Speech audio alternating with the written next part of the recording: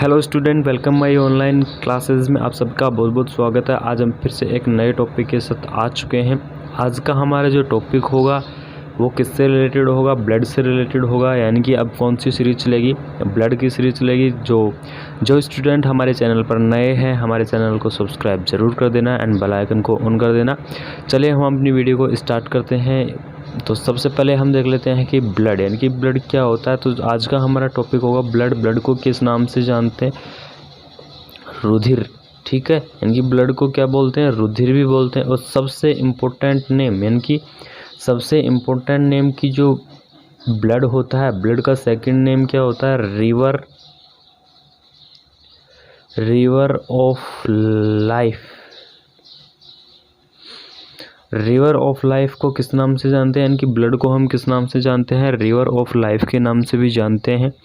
तो हम इसके अंदर पढ़ेंगे कि आरबीसी क्या है, आरबीसी डब्ल्यूबीसी क्या है, प्लेटलेट क्या है, इनका कंपोजिशन क्या है, ये सारी चीज़ें यानी कि एक नॉर्मल डाटा देखेंगे इस वीडियो के अंदर। चलिए हम अपनी वीडियो को स्टार्ट करते हैं। सबसे पहले हम देख लेते हैं कि ब्लड क्या होता है। Blood is also known as the river of the life. यानी ब्लड को हम किस नाम से जानते हैं? रिवर ऑफ द लाइफ के नाम से हम जानते हैं। Blood is a connective tissue. यानी कि ब्लड क्या होता है?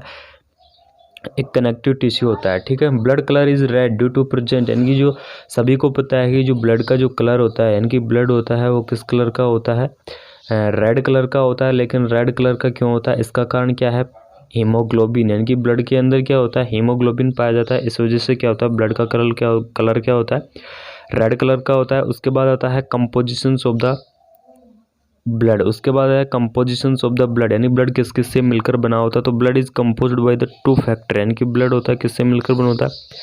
टू फैक्टर से मिलकर बना होता है। फर्स्ट क्या होता है? प्लाज्मा, और सेकंड होता है फॉर्म्ड एलिमेंट। यानी कि प्लाज्मा कितना परसेंट होता है? 55%। यानी कि ब्लड के अंदर क्या होता है? प्लाज्मा 55% होता है। और प्लाज्मा के अंदर क्या क्या चीज़ें आती हैं? सबसे मेन आता है वाटर।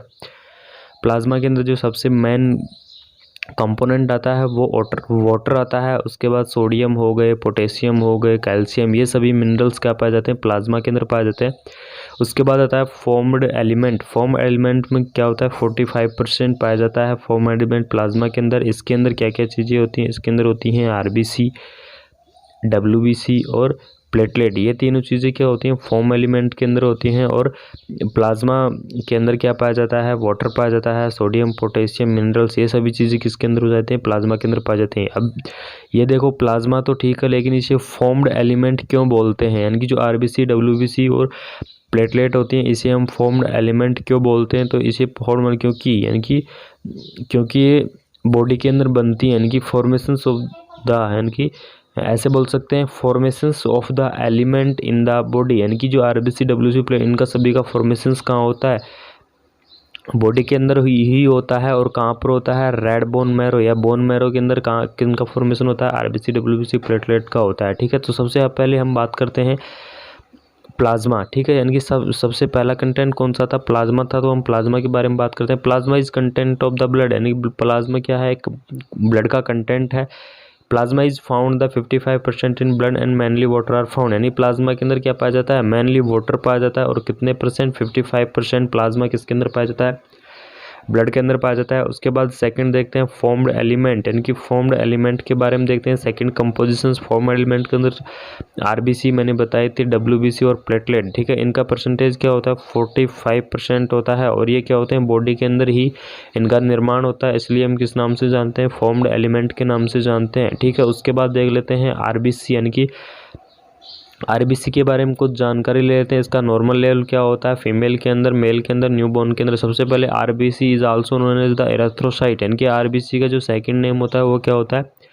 एरिथ्रोसाइट होता है, या आरबीसी को हम एरिथ्रोसाइट के द्वारा भी जानते हैं। उसके बाद देख लेते हैं नॉर्मल लेवल। यानी कि जो आरबीसी का जो नॉर्मल लेवल होगा वो कितना होगा?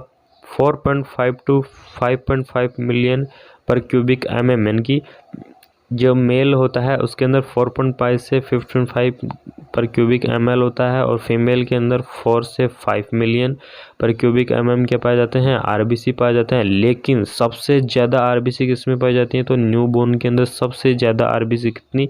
6 to 8 मिलियन। इनकी 6 to 8 मिलियन आरबीसी किसके अंदर पाई जाती है? न्यूबॉर्न के अंदर पाई जाती है। उससे रिलेटेड कुछ वर्ड हैं। एक तो एरिथ्रोसाइट, एक होता है एरिथ्रोसाइटोसिस और एक होता है इरेथ्रोपोइसिस, इरेथ्रोपनिया। एक तो क्या होता है एरिथ्रोसाइटोसिस होता है, एक होता है एरिथ्रोपनिया। सॉरी ये यहाँ पर मिस, एरिथ्रोसाइटोसिस। एरिथ्रोसाइटोसिस का मतलब है कि increase number of RBC, increase number of RBC, इसे हम किस नाम से जानते हैं, एरिथ्रोसाइटिस के नाम से जानते हैं। और एरिथ्रोपनिया क्या होता है, एरिथ्रोपनिया का मतलब होता है decrease number of RBC, decrease of the number of RBC. किससे किस वर्ड को जानते हैं, एरिथ्रोपनिया को नाम से जानते हैं, ठीक है। उसके बाद सेकंड डाटा किसके बारे में देखते हैं, डब्ल्यूबीसी, यानी कि डब्ल्यूबीसी का डाटा देखते हैं। डब्ल्यूबीसी को हम किस नाम से जानते हैं, ल्यूकोसाइट के नाम से भी जानते हैं, ठीक है। WBC is also known as the leucocyte. और डब्ल्यूबीसी का जो नॉर्मल लेवल होता है वो फिक्स होता है 400 to 1100 पर क्यूबिक mm, ठीक है। इसका नॉर्मल लेवल क्या है, 400 to 1100 पर क्यूबिक ml इसका क्या है, नॉर्मल लेवल है। इससे रिलेटेड कुछ वर्ड हैं, एक तो होता है ल्यूकोसाइटोसिस और एक होता है ल्यूकोपनिया, ल्यूकोपनिया। एक तो क्या होता है ल्यूकोसाइटोसिस होता है और एक होता है ल्यूकोपनिया, ये भी मिस राइटिंग है यहाँ पर, ठीक है। तो ल्यूकोसाइटोसिस क्या होता है, ल्यूकोसाइटोसिस का मतलब होता है कि इंक्रीज नंबर ऑफ डब्ल्यूबीसी, यानी कि डब्ल्यूबीसी के नंबर इंक्रीज हो जाते हैं, उसे हम किस नाम से जानते हैं, ल्यूकोसाइटोसिस के नाम से जानते हैं। और डिक्रीज नंबर ऑफ आरबीसी, अगर आरबीसी के नंबर डिक्रीज हो जाते हैं उसे हम किस नाम से जानते हैं, ल्यूकोपनिया के नाम से जानते हैं।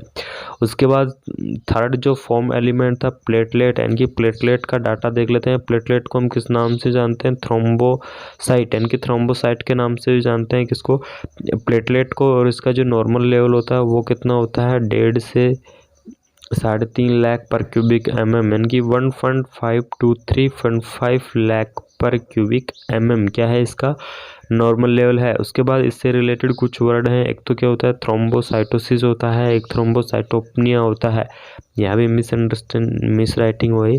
तो थ्रोम्बोसाइटोसिस, यानी कि थ्रोम्बोसाइटोसिस का मतलब क्या होता है, तो थ्रोम्बोसाइटोसिस का मतलब होता है इंक्रीज नंबर ऑफ प्लेटलेट, यानी कि अगर प्लेटलेट के नंबर इंक्रीज हो जाते हैं तो उसे हम किस नाम से जानते हैं, थ्रोम्बोसाइटोसिस के नाम से जानते हैं।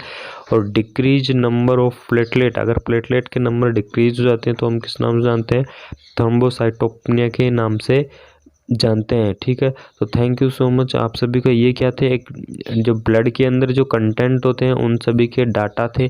अगर आप कमेंट करेंगे, अगर वीडियो अच्छी लगी तो अगली वीडियो के अंदर ये बताऊंगा कि भाई आरबीसी कैसे बनती है, डब्ल्यूबीसी कैसे बनती है, प्लेटलेट कैसे बनती है, इनकी प्रोसेस क्या होती है। तो थैंक यू सो मच हमारी वीडियो को देखने के लिए। अगर वीडियो अच्छी लगी तो चैनल को सब्सक्राइब जरूर कर देना एंड बेल आइकन का